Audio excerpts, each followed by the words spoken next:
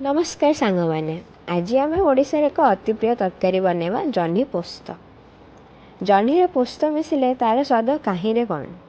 मो माँ कहूले जह्नी हूँ वर्षा दिन राणी आउ पोस्त तार सबुठ भल सांग। पोस्त बटा होउची एही रेसिपीर प्राण। जह्नी तरकारीर बास्ना ही अलगा। एथिरे बेसी मसला दरकार नहीं, केवल जीरार ही सुगंध यथेष्ट। जीरा भाजी हो सारा पर पियाज पकईदे जेपर्यंत ब्राउन हो जाए पियाजटा। तापर आम आधे जह्नी पकेवा। जह्नी और आलू को भलसे धोईकिना पियाज ब्राउन है पकईदे। को अधिक समय न रांधि तेलर टिके भाजवा। जह्नी प्रचुर पानी थाए, तेणु तेल पकई ढांकीदेले जह्नी निज आड़ू पानी छाड़ी सीझा आरंभ करदेव। ठीक आम जीवन भली शांति रहिले काम सहजरे हुए।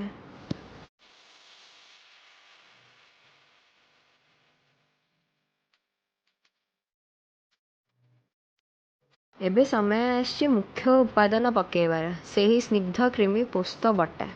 जह्नीर पानी सहित पोस्त मिसी एक अपूर्व स्वाद सृष्टि करे।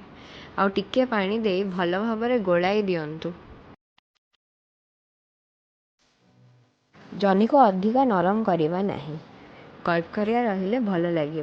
आमर जह्नी पोस्त प्रस्तुत हो गला। निजर पुराणा स्मृति को मन पकातु एवं परिवार सहित यही स्वादर मजा नियंतु। यही सरल माटीर रेसिपी आपको केमिति लागिला निश्चय कमेंट करी जणांतु। वीडियो भल लगी लाइक शेयर एंड सब्सक्राइब करने को भूलंतु नहीं।